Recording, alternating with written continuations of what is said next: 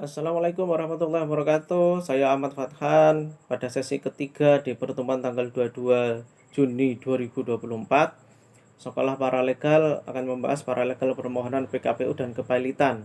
Fokusnya pada dasar-dasar hukum kasasi di Mahkamah Agung. Ya, jadi ini materi yang penting bagi paralegal untuk memahami proses hukum yang kompleks dalam penanganan masalah keuangan perusahaan.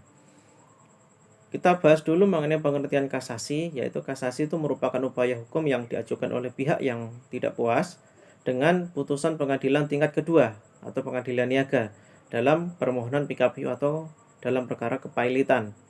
Nah, tujuan kasasi itu adalah untuk memperoleh peninjauan atas kebenaran atau kesalahan hukum yang diterapkan dalam putusan tersebut di Mahkamah Agung. Nah, kemudian dasar-dasar hukum kasasi itu diatur dalam Undang-Undang Nomor 37 Tahun 2004 tentang kepailitan dan penundaan kewajiban pembayaran utang atau PKPU. Ya, undang-undang ini mengatur bahwa putusan pengadilan niaga dalam permohonan PKPU atau perkara kepailitan dapat diajukan kasasi ke Mahkamah Agung. Kasasi bertujuan untuk memastikan konsistensi penerapan hukum dan keadilan dalam penyelesaian masalah keuangan yang melibatkan perusahaan. Proses pengajuan kasasi itu dimulai dengan mengajukan memori kasasi ke pengadilan niaga yang memutus perkara pada tingkat kedua.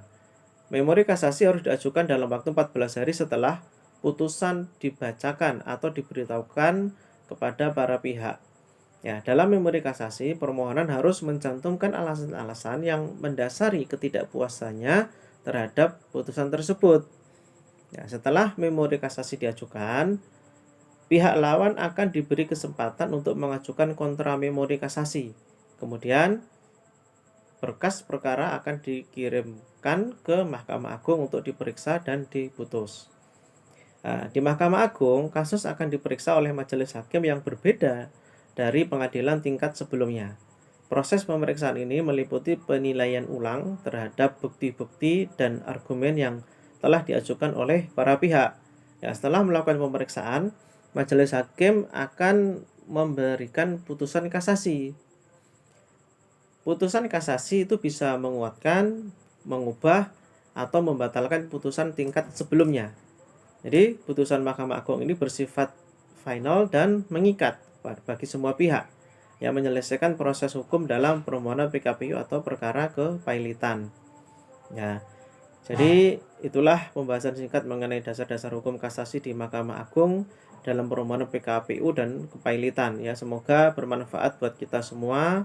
Sampai jumpa di video pembelajaran berikutnya. Wassalamualaikum warahmatullahi wabarakatuh.